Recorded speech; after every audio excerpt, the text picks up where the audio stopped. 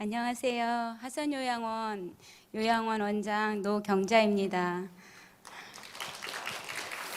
네, 잠깐 기도하고 시작하겠습니다. 하나님의 뜻이 어디 있는지 알 수 없지만 하나님께서 정말로 이 여종을 사랑하여 주시어서 오늘 2024년 1월 18일 이 재단에 세우시고 사랑하는 종들과 사랑하는 사역자들, 그리고 정말로 하나님 영혼을 사랑하는 자들 앞에서 입술을 벌려 주님 그 말하게 하신 그 주님의 의도가 있을 줄 압니다.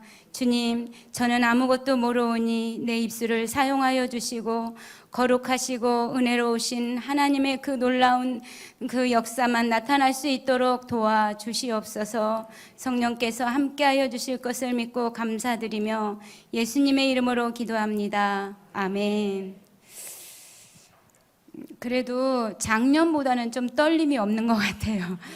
제가 작년에 우리 송선복 그 장로님한테 낚여가지고 올해도 아까 저기 남우석 목사님 말씀하신 것처럼 전화해서 원장님 잠깐만 간증하면 돼요 이렇게 말씀하셔서 제가 한국병원 선교에 탈퇴하겠다고, 나 그렇게 간증자로 자꾸 세우면 이 능력이 없는데 자꾸 세우면 어떻게 하냐고 한 말 또 할 수도 없고, 그래서 제가 한국병원 선교에 탈퇴하겠다고 막 이랬거든요. 근데 오늘 시간이 어김없이 가서 1월 18일이 되었어요. 이 시간이 되기까지 아까 저기 전도사님 막 예쁘게 입고 춤을 추는데 차라리 내가 저거였으면, 내가 저 의상을 빌려 입고 10분 동안 춤을 추고 내려갔으면 좋았을 것을 보니까 50분이 배정이 된 거예요. 제가 요양원 사역은 한 14년 했습니다. 횟수로는 15년인데 제가 중간에 1년을 쉬었어요. 그래서 이제 나의 사역은 여기서 끝나나 보다. 우리가 인위적으로 맞췄죠. 남편하고 저하고 너무 힘든 과정이 있어서. 근데 하나님께서 우리의 또 소명이 있으신지 딱 1년 만에 다시 하선 요양원을 오픈하게 해주셨어요. 하선 요양원 그 이름은 저희 늦둥이 딸 이름입니다. 하나님의 선물. 그래서 저희는 그 하선 요양원을 운영하면서 정말 우리 어르신들과 선생님들을 하나님의 선물로 이렇게 받고 있습니다. 제가 특별히 믿음이 좋고 뭐 남들보다 뛰어난 지식이 있고 많이 배우고 이래서 요양원을 운영하는 것이 아니고, 분명히 하나님께서 예뻐하시는 구석이 있어서 그렇게 우리 남편과 함께 요양원 사역을 맡기지 않았나 이렇게 생각하면서, 이제 저희는 할 수 있는 게 아무것도 없고 저희는 열심히 새벽을 깨웁니다. 저는 새벽 기도에 목숨을 걸고 있어요. 그래서 이제 처음에 요양원 오픈할 때는 우리 하선이가 없었어요. 근데 저희가 늦게 하선이를 가져서 배가 남산만하게 불렀을 때도 저는 새벽에 새벽 기도를 가서 근데 제가 이사를 가야 되니까 요양을 하면서 모든 것을 다 내려놓고 집도 없이 정말 이렇게 단칸방에서 잘 때도 새벽 기도를 하러 나가요. 그러면 교회들마다 다 문이 닫혀 있어요. 특히 개척교회 하는 그 조그만 교회들도 다 닫혀 있어가지고 정말 그 기도할 수 있는 그런 시간, 그런 교회들이 별로 없었던 걸 제가 기억해요. 그래서 제가 멀리 우리 옛날에 다니던 교회로 계속 차를 타고 다니면서 새벽 기도를 하고 이렇게 주방에 언니를 태우고 오면서 그렇게 요양원을 세우고 요양원 어르신들과 함께 했던 기억이 납니다. 처음에는 어르신들을 섬기는 방법을 몰랐어요. 그냥 어르신들이 들어오면 기도해주고 그 어르신들이 막 진짜 치매는 1시간도 가만히 있지 않잖아요. 그러면 우리 선생님들이 막 나 몰라라 하고, 처음에는 모든 의료나 의학적으로 이 치매에 대해서 굉장히 이렇게 집중되지 않았을 때요. 처음에 생겼을 때는. 그러다 보니까 어르신들 약이라던가 치료라던가 이런 게 제대로 되지 않아서 어르신들 굉장히 힘들고 선생님들도 힘들었습니다. 그럴 때는 어떻게 했냐면 제가 어르신 침대에서 같이 잤어요. 어르신들이 너무너무 말을 안 듣고 막 돌아다니고 밤에 잠을 안 자. 그러면 원장인 제가 어르신을 안고 잠을 잤어요. 그리고 새벽에 가서 기도하고 또 와서 일을 하고 이런 상태에서 요양원을 이제 세워가는데, 우리가 평신도로서 요양원을 운영하는 거는 되게 힘들어요. 그래서 이제 목사님을 모셔서 요양원 예배를 이제 시작을 합니다. 왜 그렇게 예배에 집중했는지 저는 오늘 우리 남편하고 얘기를 했어요. 사실은 어저께 저녁에 잠을 잘 못 잤어요. 아니, 난 몰라. 이제 하나님께서 알아서 하실 거야. 이렇게 말을 했지만, 막상 잠을 자는데 뒤척여지고 막 몸이 뻣뻣한 거예요. 한쪽으로만 계속 깊이 생각하면서 꿈속에서도 이 말을 할까 저 말을 할까, 어떤 말을 해야지 우리 병원 선교회에 무슨 말을 할 수 있을까, 이렇게 하다 보니까 귀도 아프고 막 어깨도 아프고, 아침에 일어나서 이제 드디어 남편한테 짜증을 내기 시작하는 거예요. 내가 무슨 말을 해야 되는지 조언을 좀 해달라. 우리 남편 이제 얘기하는데 그게 너무 긴장하니까 들리지가 않는 거예요, 솔직히. 우리 남 목사님은 재밌게, 즐겁게 막 그렇게 말씀하시고, 또 우리 우정 목사님 말씀하실 때 그 병원, 이 선교의 목적에 대해서 말씀하셨는데, 나는 그냥 내가 살아온 간증만 얘기하면 되는 거 했는데, 제목이 요양원 예배가 필요한가? 특강을 하라는 거예요. 그래서 우리 요양원 원장님한테 무슨 말을 해야 되냐 그랬더니, 원장님 PPT 준비하셨어요? 이러는 거예요. PPT는 내 마음속에 있는데 내 마음속에 있을 뿐이지 그거를 구체화해서 만들거나 이런 능력자가 못 돼요. 그래서 이 시간에 성령 하나님께서 여러분 마음속에 다 PPT를 만들어 주시리라 믿습니다. 예. 그래서 저희가 처음에 요양원을 이렇게 예배를 중심으로 한 거는 저도 믿고 우리 사회복지사 목사님이 계셨거든요. 그리고 사무장도 안수집사였고, 그래서 저희가 자연스럽게 예배에 집중하게 된 것 같아요. 그리고 매일 아침마다 예배를 시작하고 기도를 시작하고, 예배라기보다 기도를 시작하고 직원들하고 이제 하루하루 이렇게 하다 보니까 예배가 자연스럽게 형성이 된 것 같아요. 제가 뭐 사역자라서 예배를 우리 예배 드려야 된다 이게 아니고, 예배를 좋아하는 사람끼리, 그때는 예배 안 드려도 다 허용해 줬어요. 예배 안 드려도 뭐라 할 수가 없어요. 왜냐하면 믿고 안 믿고는 그 사람 마음이잖아요. 제가 운영자로서 너 예배 안 돼요? 너 진짜 이렇게 할 거야? 이렇게 할 수가 없어요. 그래서 예배를 드리다 보면 한 명 한 명 와서 앉게 되고, 또 안 믿는 어르신들도 3년, 4년, 3년 반 예수님의 사역하고 똑같은 것 같아요. 3년 반, 4년 되면 어느새 어르신이 와서 앉아 계세요. 그래서 그렇게 예배가 자연스럽게 진행이 됐습니다. 처음에 어르신이 돌아갔었을 때 너무너무 무서웠어요. 정말로 우리 선생님들은 막 다 경기하고, 저는 이제 오너이니까 무서운 티를 안 내야 되잖아요. 근데 우리 아버지, 우리 어머니, 우리 할머니 다 이렇게 돌아가신 거를 봤지만, 하나님이 미리 보게 해주셨지만, 다른 타인을 본다는 거는 정말 무서운 일이에요. 그래서 그럼에도 불구하고 제가 그 첫 번째 어르신이 욕창이 완전히 걸려서 딱 15일 만에 돌아가셔서, 우리한테 걸린 게 아니고 집에서 방치해서 오셔가지고, 아마 지금 생각해보니까 폐혈증으로 돌아가신 것 같아요. 근데 그 어르신한테 예수님을 전하지 못했어요.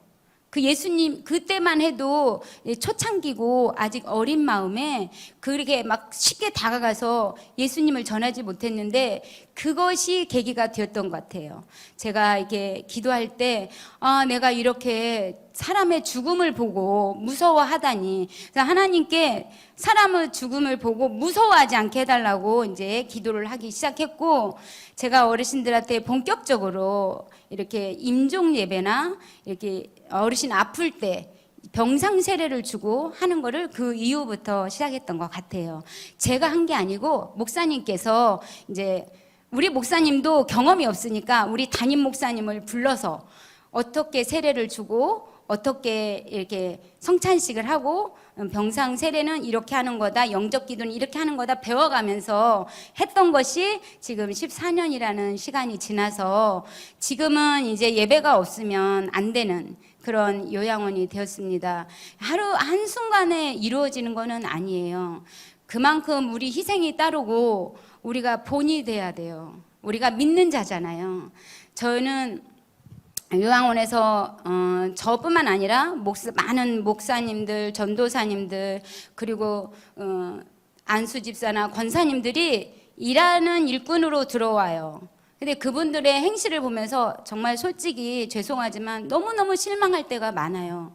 그걸 보면서 믿는 우리가 본이 되지 않으면 요양원 어르신들한테도 그렇고 직원들한테도 도움이 안 돼요. 그래서 항상 희생이 따라야 되고, 내 입에 들어가지 않아도 직원 입에 들어가야 되고, 내 입에 들어가지 않아도 어르신들 입에 들어가야 되고, 이게 나의 이게 목표점이었던 것 같아요. 요양원에 들어온 거는 절대 내가 손을 대지 않고 모든 어르신들 입에 넣어드리고 모든 선생님들한테 넣어드린다는 그런 목적을 가지고 이게 하다 보니까 이제 하루하루 지나다 보니까 안 나오던 요양보호사들도 참여 안 하던 그런 그 복지사들도 이렇게 참여하게 되었던 것 같아요. 예, 여기 하선요양원을 운영하면서 처음부터 이제 우리 이렇게 예배를 처음부터 드렸어요. 처음부터 예배를 드렸는데 코로나가 왔잖아요.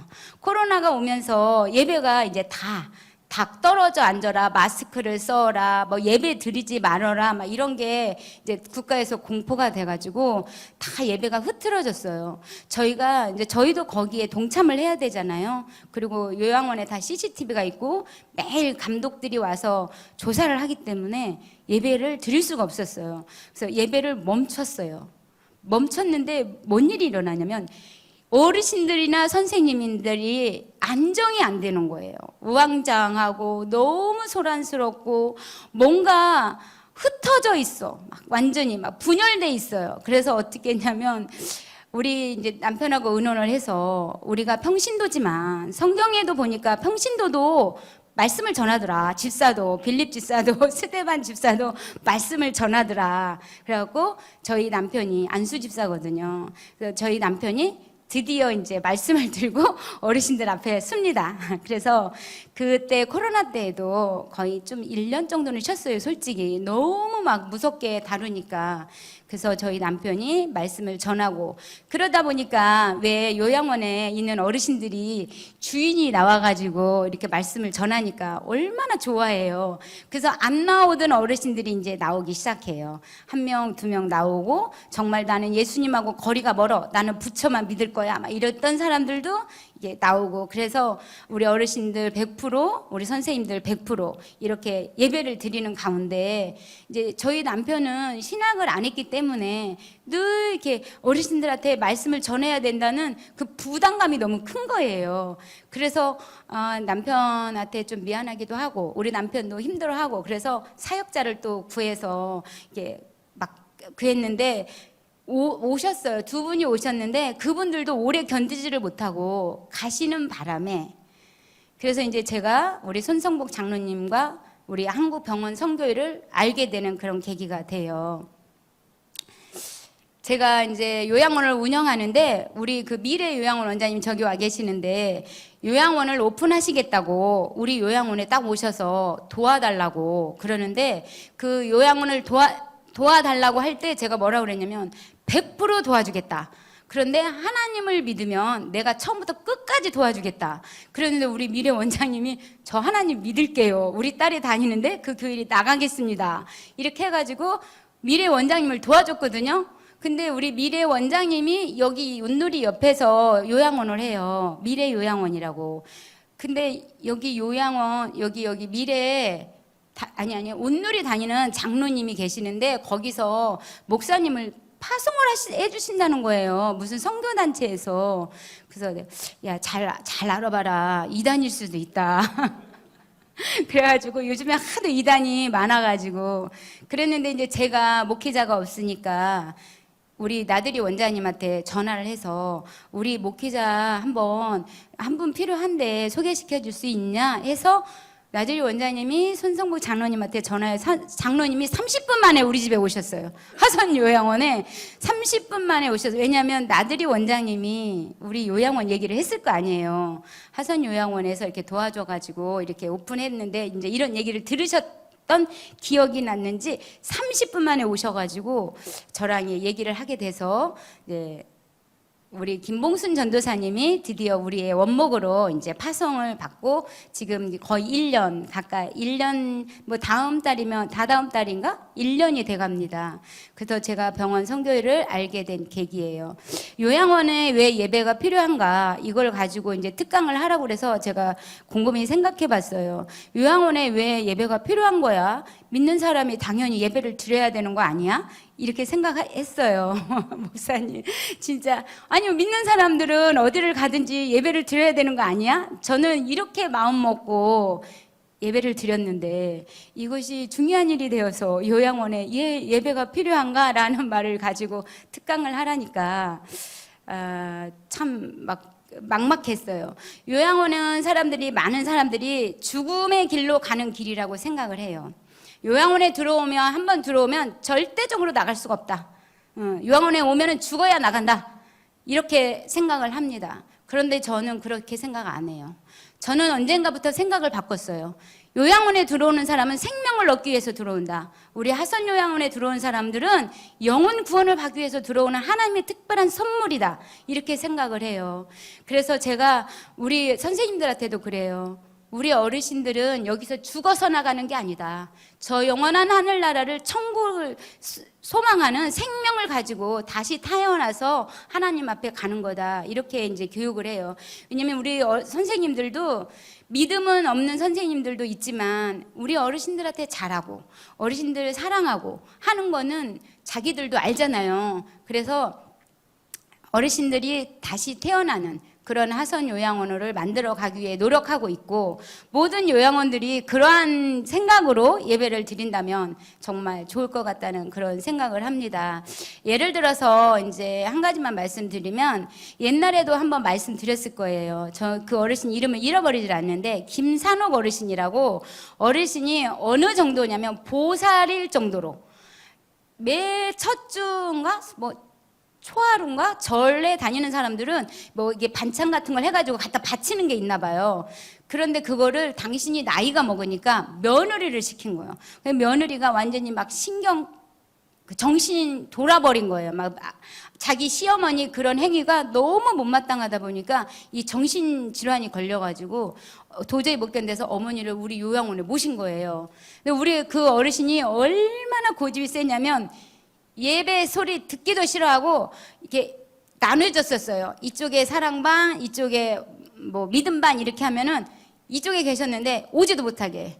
이쪽에서 예배 드리면 그 소리 듣기 싫다고 그래가지고 이쪽으로 예배 처소를 옮겨가지고 이쪽에서 예배를 드렸어요.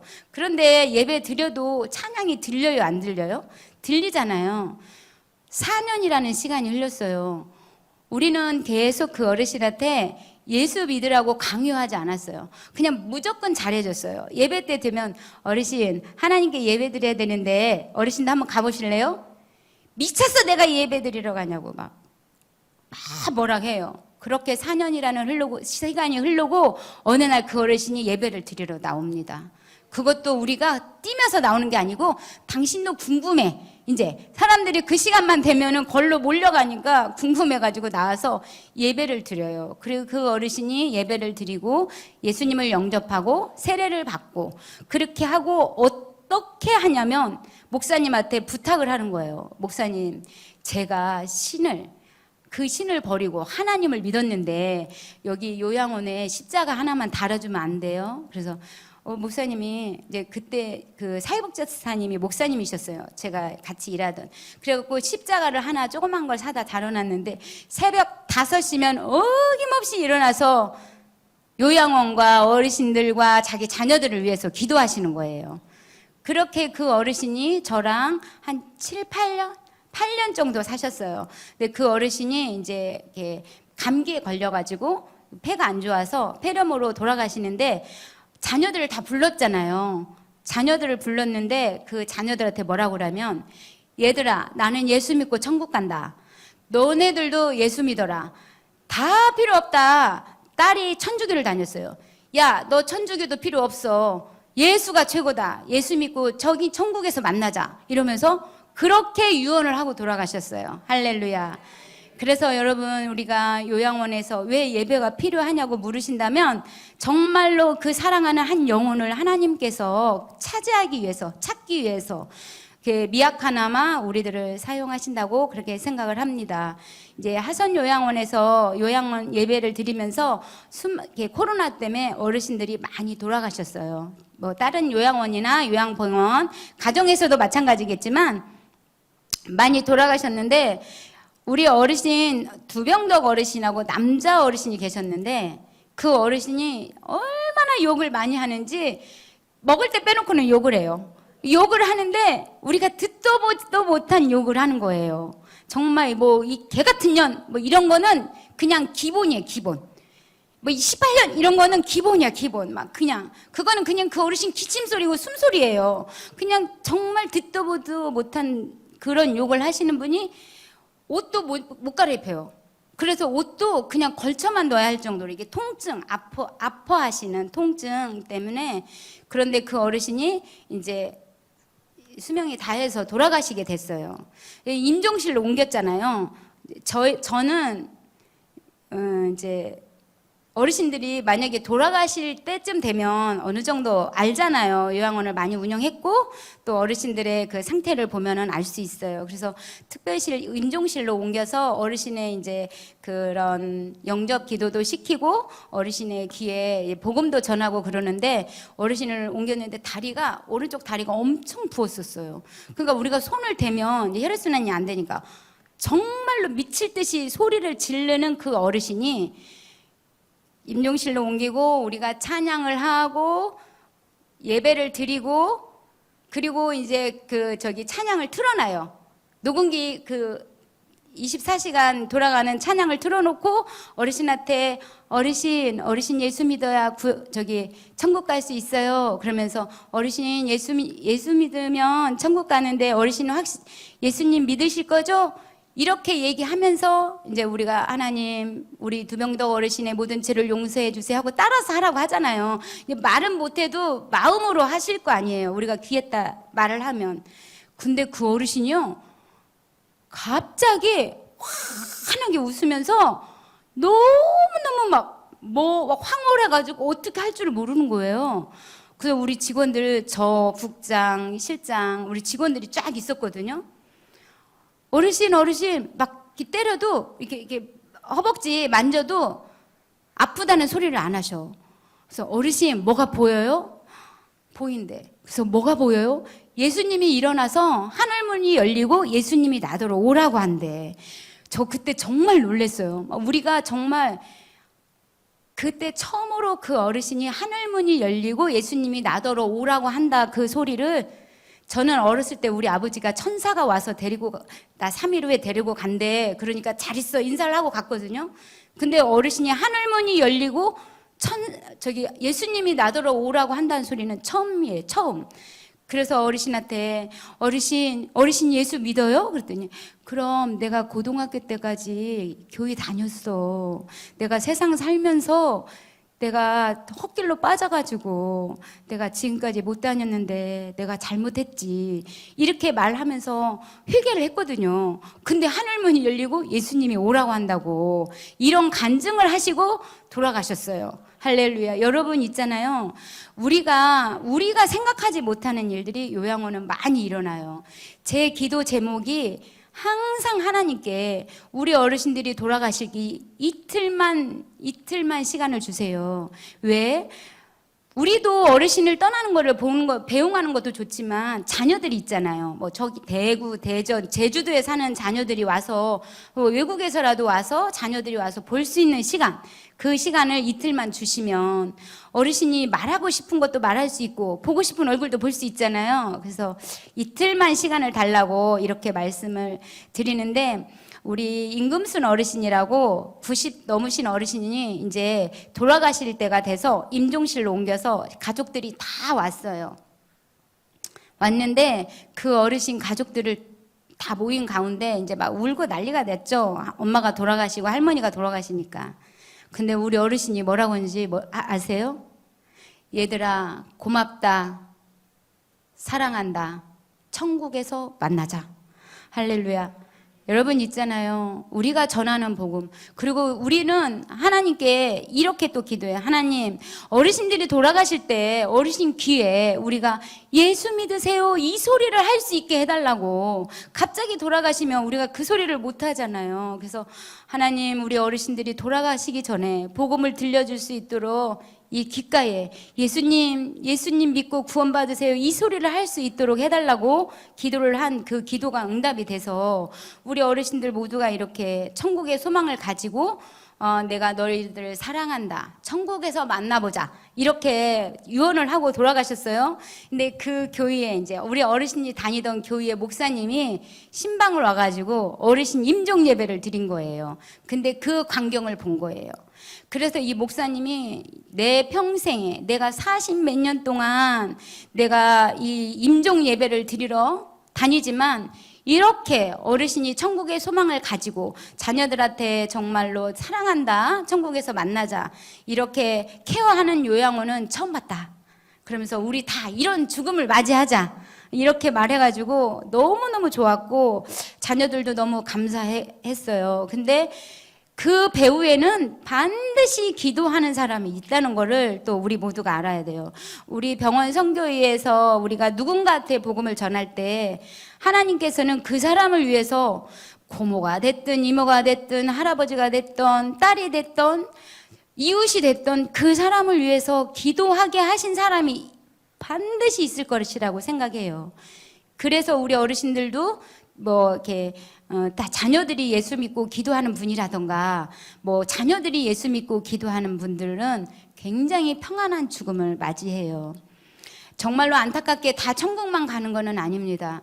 제가 그 어르신이 저한테 굉장히 쇼크를 준 어르신이에요. 김영자 어르신이라고. 이제 제가 천국에 가서 확인을 해봐야 되겠지만 그 어르신은 굉장히 고집이 세고 이 선생님들이 케어할 때마다 치매로 막 핥히는 어르신이에요. 근데 보호자도 엄청 까다로워요. 보호자들도. 근데 어르신이 이제 돌아가실 때쯤 돼서 어르신 임종실로 옮기고 보호자님을 불러서 같이 이제 임종을 지켜보는데 어머나 세상에 이 딸이 자기 엄마 임종이 무섭다고 도망가 버렸어요. 나는 근데 이해가 가기는 해요. 남편이 그 전 해에 갑자기 돌아가셨거든요. 그래서 자기 엄마 그 임종을 못 보겠다는 거야. 그래가지고 집에 가서 엄마 뭐 필요한 거 갖고 올게요 하고 가서 안 오시는 거예요. 엄마 빨리 돌아가시게 생겼다고. 근데 이 어르신한테 복음을 한 정말 3일은 전했나 봐요. 어르신이 안 믿는다고 그래요. 어르신 예수 믿어야 천국 가요. 어르신 예수 믿어야 천국 갑니다. 예수님은 정말로 좋으신 분이에요. 내가 내주 용서해주고 내가 예수님 믿으니까 나 천국 가고 싶어요. 이렇게 말만 해도 천국에 갈 수 있다고 하는데도 싫다고 그래. 나 싫어. 그래서 여러분 있잖아요. 이게 천국 가는 사람과 선택받은 사람과 선택받지 못한 사람은 분명히 있는 것 같아요. 근데 우리 천국에 간다고 말한 사람들은요, 정말 돌아가셔도 주무시듯이 가시는 거예요. 아주 평안합니다. 정말 평안해요. 막 볼도 상기돼 있고 정말 이렇게 자는 듯이 누가 봐도 돌아가신 것 같지 않아서 우리가 그 어르신을 막 남들은 시신이라고 하는데 우리는 그 어르신 붙잡고 막 볼 맞추고 어르신 안녕히 가시고 우리 천국에서 기다려달라고 이렇게 하는데 그 어르신은 돌아가실 때 왼팔이 마비가 됐었거든요. 왼쪽이 다 마비였었어요. 그 어르신이 쓸 수 있는 건 오른팔밖에 없었는데 갑자기 돌아가실 때 왼손이 올라와서 목을 잡는 거예요. 그리고 돌아가셨어. 하고 나도 그때 너무너무 충격을 받았어요. 정말 이 예수의 복음을 전하지 않는 전에도 받지 못하는 사람은 죽음을 무서워하는구나 이런 생각을 했어요. 그래서 그럼에도 불구하고 우리가 모든 어르신들이 다 천국 가기를 소망하고 예배를 드리고 또 우리 선생님들한테도 그렇게 예배를 통해서 예수 믿기를 바라고 있습니다. 우리가 어르신들만 상대하는 건 아니에요. 우리 요양보호사 선생님들, 사회복지사, 물리치료사, 간호사들 저희 직원이 저희 빼놓고 31명이 있습니다. 그래서 저희가 예배 드리는 직원이 33명이고 어르신들이 47분이에요. 근데 선생님들이 처음에 예수 믿으면서 들어온 사람들도 있지만 정말 예수를 날라리 같이 믿어서 본이 안 되는 사람도 많이 있어요. 그런데 예수는 믿지 않지만 와서 이렇게 마음이 심성이 착한 사람들이 예수를 믿어서 어르신들한테 정말 잘하는 케이스도 있고, 그래서 우리 선생님들한테 우리가 해야 될 거는, 요양원에서 해야 될 거는 그 선생님들한테 본이 되는 거예요. 예를 들어서 정말 마음에 안 드는 직원이 있어요. 혼내고 싶어. 인격을 어떻게 하고 싶을 때도 있을까요, 없을까요?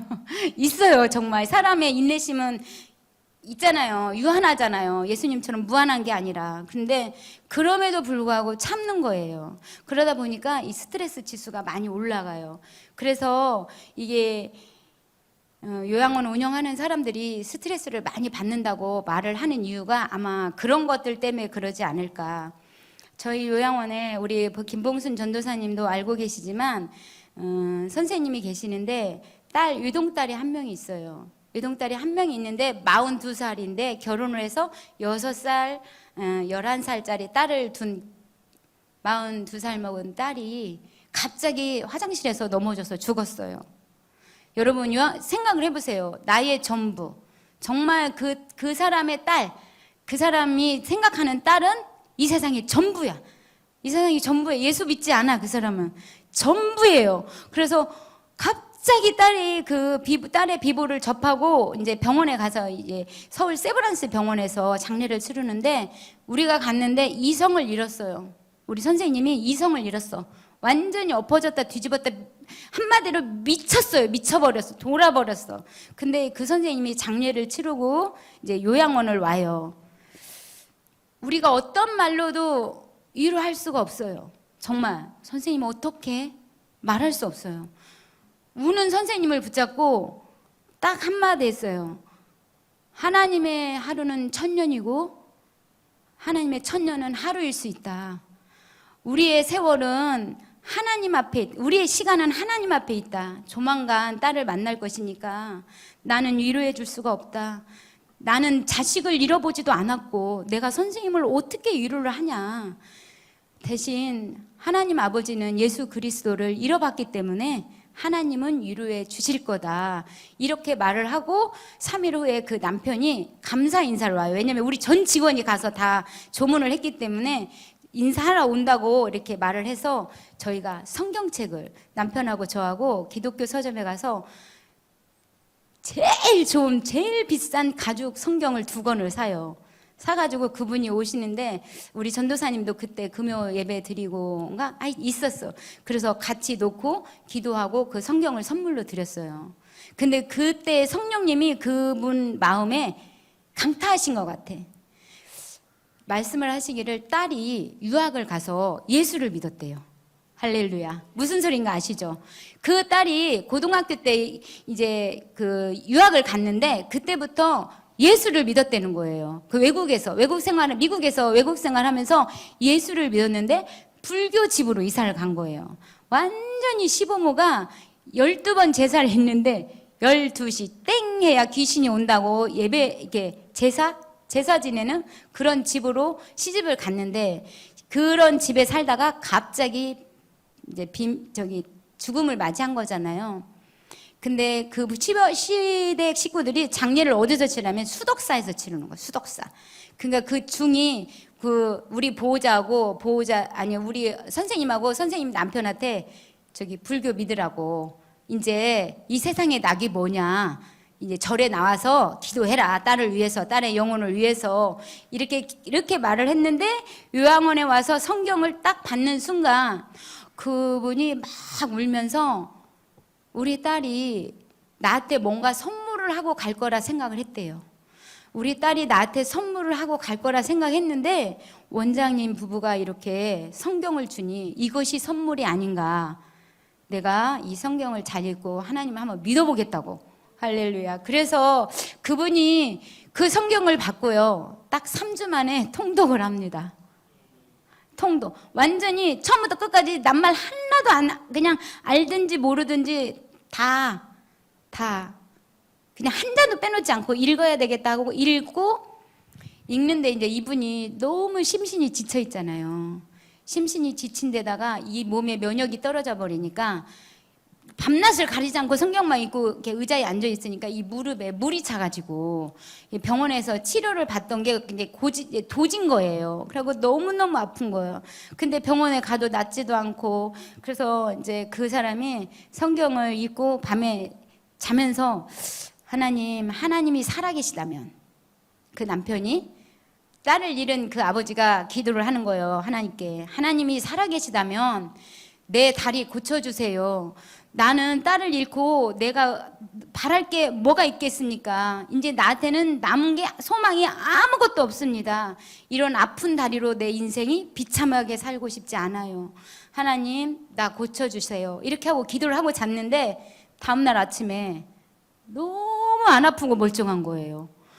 그래서 병원에 갔어요. 또 의심이 많잖아요. 가가지고 검사를 했어요. 혈액검사, 엑스레이 다 찍었는데 다 혈액검사에서 완전히 정상이고 물도 하나도 없고 다 완전히 나섰어요. 할렐루야. 예, 그분이 지금 예수를 잘 믿고 있습니다. 저희 부부가 다니는 교회를 오고 싶어 하는데 저희는 이제 소명이 개척교회를 지금 섬기고 있습니다. 그 집에서 가까운 개척교회를 섬기다 보니까 거리가 멀어서 가까운 교회로 이렇게 인도해가지고 거기서 신앙생활을 하고 있습니다. 근데 그분이 앞이 갑갑할 때 산에를 올라가는데 앞에 아무것도 안 보이더래요. 정말 내 앞에 안개만 뿌옇고 앞이 막막하고 70이 넘은 내 인생에 내가 어떻게 살아가지? 우리 딸도 없고 내가 어떻게 살아? 이제 나는 어떻게 살아? 이렇게 말을 했는데 그분이 딱 하나님, 나 이제 어떻게 살아요? 이렇게 말을 하고 내려오는 순간에 하나님의 마음에 5가지 응답을 줬대요. 기도하라. 마음에 딱 정리가 되더라는 거예요. 기도하라. 용서하라. 그 다음에 베풀라, 손을 펴라. 그 다음에 너희 손녀들을 위해서 기도해라. 너희 부부가 항상 기뻐해라. 웃어라. 이렇게 하면서 5가지를 응답을 줬다고 그래요. 여러분, 이런 거를 보면 우리가 요양원에서 단순하게 그냥 예배 드리는 것 같고 그냥 형식에 지나는 것 같지만 살아계신 하나님은 우리 어르신들의 영혼과 우리 선생님들의 그 영혼을 사랑하셔서 이렇게 구원할 자를 구원하시는 것 같아요. 그죠? 그래서 저는 미약하나마 이 일을 잘 감당하려고 노력하고 있고, 나의 배우에서 우리 남편이 또 이렇게 서포트 해주고, 또 병원 선교회를 만나서 또 이렇게 간증을 했으니까 더 열심히 해야 되겠다는 생각이 들고, 참고로 다음에는 여기에 안수해줬으면 좋겠다는 생각이 들고, 지금 뒤에서 땀이 너무 많이 흘러가지고 제가 무슨 말을 했는지도 잘 모르겠습니다. 여러분, 저희가 영혼을 사랑할 수 있도록 기도해 주시고, 또 우리 병원 선교회도 나날이 더 발전해서 정말 하나님이 기뻐하시는 그런 선교회가 되기를 바랍니다. 감사합니다.